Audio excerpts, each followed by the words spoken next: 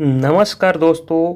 पिछले वीडियो में हम लोग पढ़े थे जातीय मान और स्थानीय मान क्या होता है और अंकों के प्रकार, जिसमें प्राकृतिक संख्या, पूर्ण संख्या, सम संख्या, विषम संख्या और परिमेय अपरिमेय संख्या, सहअभाज्य संख्या के बारे में डिटेल से हम लोग जाने थे। ये संख्या का प्रकार क्या होता है। अब संख्या के प्रकार और जातीय स्थानीय मान से किस तरह का प्रश्न जो है एग्जामिनेशन में पूछा जाता है, इस वीडियो में देखेंगे। तो चलिए वीडियो को शुरू करते हैं। क्वेश्चन नंबर फर्स्ट है कि एक संख्या दिया गया है, इसमें 7 का स्थानीय मान और जातीय मान का अंतर बताना है। तो सबसे पहले इस संख्या में आप जातीय मान निकाल लीजिए। तो इस संख्या में 7 का जातीय मान क्या होगा, तो जातीय मान जिस अंक का निकालना है वही उसका जातीय मान हो जाएगा। तो इस संख्या में हमको 7 का जातीय मान पहले पता करना है, तो 7 ही इसका क्या आ जाएगा, आपका आंसर आ जाएगा। ठीक है, सीधा आप कोई इसमें और भी कंसेप्ट लगाने की ज़रूरत नहीं है। अब सीधा समझिए, जिस अंक का आपका जातीय मान निकालना वही आपका आंसर हो जाएगा। क्लियर। तो ये हमने जातीय मान इसका 7 लिख दी, क्योंकि इस संख्या में 7 का अपना मान 7 ही है। स्थानीय मान इसका निकालना है, स्थानीय मान आपको 7 लिख दिए, इसमें से 10,000 के गुना कर दिए तो आपका आ गया 70,000।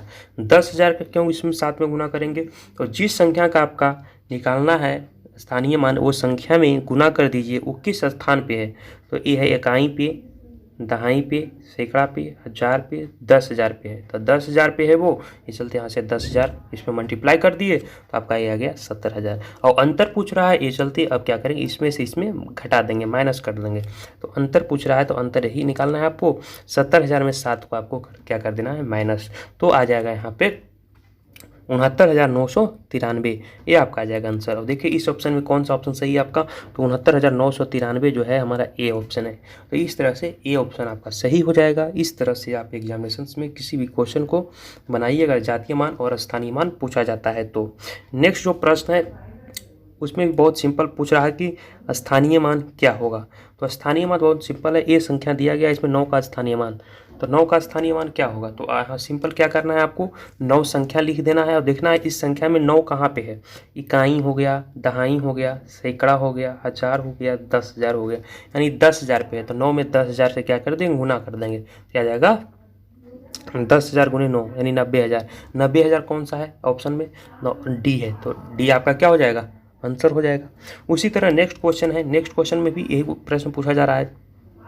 नेक्स्ट क्वेश्चन में कि आपको जातीय मान स्थानीय मान बताना है। बहुत सिंपल, ये संख्या दिया गया, इसमें 7 का स्थानीय मान बताना है और जातीय मान में अंतर बताना है। सिंपल आपको जातीय मान निकाल लेना है। जातीय मान आपका 7 है, क्योंकि जो जिसका आपका जातीय मान निकालना होता है वही आंसर होता है, क्योंकि उसका मान जो इस संख्या में 7 है तो 7 ही उसका अपना मान होता है। या तो जो पूछ रहा है, जो भी संख्या दिया गया उसमें जिसका भी जातीय मान निकालना हो, जैसे 7 का इसमें जातीय मान निकालना है तो आंसर क्या हो जाएगा, 7 ही हो जाएगा जातीय मान का। स्थानीय मान के लिए देखिए कि 7 किस स्थान पे है, तो इकाई पे है, दहाई पे है। दहाई पे है तो 10 से 7 में क्या कर देंगे, गुना कर देंगे, तो ये आ जाएगा 70। और अंतर पूछ रहा है तो 70 में से 7 को माइनस कर देंगे तो आंसर आ जाएगा, यानी अंतर आ जाएगा 70 में 7 माइनस कर दीजिए, आपका 63 क्या आ गया, ये आपका आंसर आ गया। उसी तरह नेक्स्ट क्वेश्चन देखते हैं। तो नेक्स्ट क्वेश्चन पूछ रहा है, दिया हुआ है कि एक संख्या दिया हुआ है कि 357.21, इसमें से क्या करना है, 5 का मान कितना है। तो 357.21 में 5 का मान पूछ रहा है। तो देखिए इसमें ऑप्शन देख सकते हैं, ऑप्शन दिया हुआ है 5 दशमलव, 5 10, 500, 5 4। ठीक है, तो देखिए इसमें ये जो संख्या दिया गया, इसमें 5 का अंक कहाँ पे है, किस स्थान पे है। तो 5 का जो अंक है इकाई, दहाई, दहाई अंक पे है, तो ये जो इसका ऑप्शन हो जाएगा 5 10 हो जाएगा। क्लियर, ये जो 5 हो जाएगा, ये अंक का बी जो है आपका आंसर हो जाएगा, क्योंकि इसका 5 का मान 5 10 है। ठीक है, क्योंकि ये दहाई अंक पे है। क्लियर। नेक्स्ट क्वेश्चन है कि सबसे छोटी अभाज्य संख्या कौन सा है। सबसे छोटी अभाज्य संख्या कौन सा है, ऑप्शन दिया गया है आपका। तो आपको बताए थे आपको कि अभाज्य संख्या जो है 2 है। ठीक है, 2 जो है सबसे छोटी अभाज्य संख्या होता है, क्योंकि 2 जो है 1 से कटता है और स्वयं से कटता है। ठीक है, और ये सम संख्या भी होता है। क्लियर। तो 2 एक ऐसा सम संख्या है जो अभाज्य संख्या भी है। आपको याद कीजिए, पिछले क्लास में आपको बताए थे कि इसको आपको याद रखना है कि जो अभाज्य संख्या होता है वो 1 से कटता है या तो स्वयं से कटता है। और इसमें से आपको एक ऐसा अपवाद है जो कि सम संख्या भी है, अभाज्य संख्या भी है, और 2 जो है सबसे छोटा अभाज्य संख्या है, क्योंकि 2 तो सम संख्या भी है, 2 से कट रहा है इसलिए। ठीक है, तो इसको आपको ध्यान रखना है। ये आपका आंसर हो जाएगा इसमें से, ये आपका आंसर हो जाएगा इसमें से सेकेंड। ठीक है, ये आपका हो जाएगा आंसर। ठीक है, ई सी आपका आंसर हो जाएगा कि 2 जो है अभाज्य संख्या है। नेक्स्ट क्वेश्चन पे बात करता हूँ। नेक्स्ट क्वेश्चन नंबर 6 है, और 6 क्वेश्चन भी बहुत ही इजी पूछा जाता है इस चैप्टर से। निम्नलिखित में कौन सा एक अभाज्य संख्या है? इसमें से आपको बताना है कौन सा एक अभाज्य संख्या है। तो देखिए 173 है, ये सी आंसर हो जाएगा, क्योंकि 173 एक और स्वयं के अतिरिक्त किसी भी अंक से पूर्णतः विभाजित नहीं होता है। तो एक और स्वयं से अगर सिर्फ विभाजित होता है, पूर्णतः विभाजित सिर्फ होता है, तो वो क्या होगा? अभाज्य संख्या। ठीक है, लेकिन पूछ रहा है कि निम्नलिखित में कौन सा एक अभाज्य संख्या है, तो 173 होगा, क्योंकि एक और स्वयं के अतिरिक्त किसी अन्य संख्या से पूर्णतः विभाजित नहीं होता है। तो यहाँ पर 173 आपका हो जाएगा सी आंसर। नेक्स्ट आपका है क्वेश्चन नंबर 7 है। क्वेश्चन 7 भी बहुत ही आसान क्वेश्चन है, जो कि अक्सर एग्जामिनेशंस में पूछ लिया जाता है। बोल रहा है कि महत्तम और लघुत्तम अभाज्य संख्याओं जो 100 से कम हो के बीच का अंतर क्या होगा? तो देखिए सबसे बड़ी अभाज्य संख्या कौन सा है?